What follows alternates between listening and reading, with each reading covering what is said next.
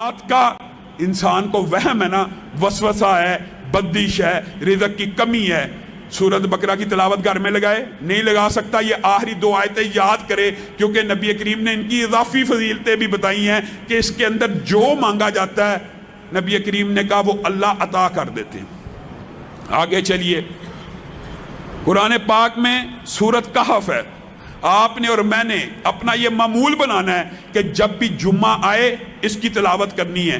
احادیث میں یہ بات ملتی ہے کہ سورت کہف ایک جمعے سے لے کر دوسرے جمعے کے مابین جتنے دن ہیں ان کو نور اور روشنی سے بھر دیتی ہے۔ کس کے لیے؟ جو اس کی تلاوت کرتا ہے۔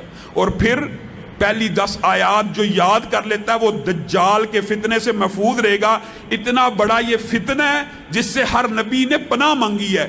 آپ یہ دیکھیے، ایک چھوٹا سا وائرس، ایک چھوٹا سا کرونا کتنا بڑا فتنہ بن گیا ہے۔ WHO کے پوری دنیا غلام بن گئی ہے۔ دجال اتنا بڑا فتنہ ہوگا، وہ تو شعبدہ بازی کرتے ہوئے کہے گا اگر میں یہ تمہارے آباء و اجداد قبروں سے نکال دوں، زندہ کر دوں، مان لو گے مجھے رب؟ لوگ کہیں گے پھر تو واقعی رب ہوگا، اور وہ شعبدہ بازی سے اپنے ہرکاروں اور شیاطین کی مدد سے اپنے شیاطین کو ان کے والدین کی شکل دے کے قبروں سے زندہ کھڑا کر دے گا۔ اتنا بڑا فتنہ ہوگا، اور وہی شخص اس کے فتنے سے بچے گا جو سورت کہف کی پہلی 10 آیات پر حفظ کر لے گا نا۔ دجال آ بھی جائے اس کو صاف پتہ لگ جائے گا کہ یہ دجال ہے، یہ رب نہیں ہو سکتا۔ تو آپ سب اس کی یاد کرنے کی بھی کوشش کریں۔ اور جہاں تک تعلق ہے سورت یاسین کا، بعض لوگ یہ سمجھتے ہیں کہ سورت یاسین کی کوئی فضیلت نبی کریم صلی اللہ علیہ وسلم سے مروی نہیں ہے۔ یہ بات درست ہے، ضعیف حدیث ہے، لیکن ایک صحیح سند کے ساتھ سنن دارمی میں عبداللہ ابن عباس کا ذاتی فتویٰ موجود ہے۔ اور جب کوئی صحابی کسی ثواب کے بارے میں ذاتی فتویٰ دے نا، وہ حکماً مرفوع ہوتا ہے۔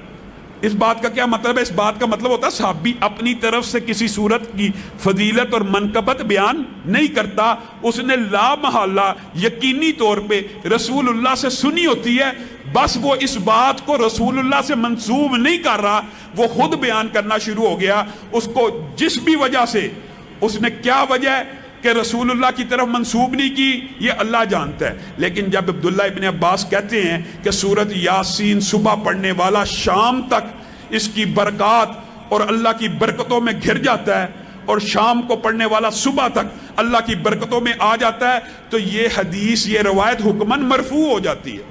صحابہ اپنی طرف سے کسی عمل کا فضیلت اور اجر و ثواب نہیں بیان کرتے۔ اسی طرح بعض محدثین نے بیماریوں کے حوالے سے لوگ سوال کرتے ہیں، جو ڈپریشن ہے، جو انگزائٹی ہے، جس بندے کو نیند نہیں آتی، جو بندہ ساری رات بے چین رہتا ہے، اسلاف نے یہ بات بتلائی ہے، اس کے لیے بہترین سورت نبا ہے۔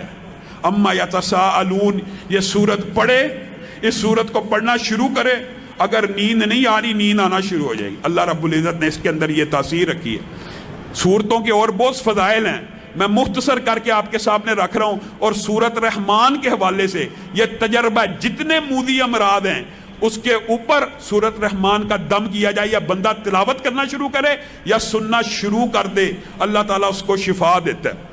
اور جو چاروں کل ہیں نا آخری، ان میں سے کل یا ایھا الکافرون اکیلے کی فضیلت کیا ہے؟ ایک مرتبہ پڑھنا، جس طرح قل هو اللہ 3 دفعہ پڑھنے سے پورے قرآن کا ثواب ہے، قل یا ایھا الکافرون 4 مرتبہ پڑھنے سے انسان کو پورے قرآن کا ثواب مل جاتا۔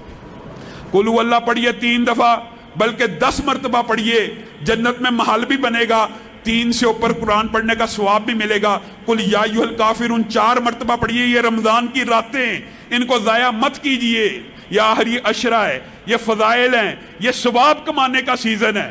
بے شک قرآن کتاب ہدایت ہے، روشن ہدایت کے لیے، دستور کے لیے، آئین کے لیے، نظام کے لیے، نفاذ کے لیے، لیکن اس سے ثواب بھی حاصل کیا جا سکتا ہے۔ 4 مرتبہ قل یا ایھا الکافرون پڑھیے، 3 مرتبہ قل هو اللہ احد پڑھیے، اس کے بعد جو آخری معوذتین جن کو کہتے ہیں قل اعوذ برب الناس اور قل اعوذ برب الفلق، یہ بڑے مجرب ہیں۔ پھر وہی بات، جو بندہ جادو میں ہے، جنات میں ہے، کسی بھی قسم کے ان وسوسوں، وہم و شیطانی کسی بھی قسم کے وسوسے کے اندر پھنس جاتا ہے، یا اس کے بعد لوگوں نے یہ بھی بات اس بارے میں تجربہ بتلایا ہے کہ جن لوگوں کو شیطانی خیالات زیادہ آتے ہوں، یعنی جو راہ ہدایت سے خود محسوس کرتے ہوں کہ ہم اللہ سے توبہ کرتے ہیں پھر ہمارے اندر گناہ کی خواہش پیدا ہو جاتی ہے، وہ کیا کیا کریں؟ وہ یہ دونوں کل کثرت سے پڑھا کریں، اللہ تعالیٰ ان کی عبادت میں ایسی لذت پیدا کرے گا کہ وہ گناہوں سے دور ہو جائیں گے۔ تو ہمیں یہ کل پڑھنے چاہیے، خود رسول اللہ صلی اللہ علیہ وسلم کے لیے یہ اترے، اور رسول اللہ صلی اللہ علیہ وسلم نے اپنا علاج ان دونوں کلوں کو پڑھ کے کیا تھا۔ اللہ رب العزت جو کہا گیا، جو سنا گیا، اس کو سمجھنے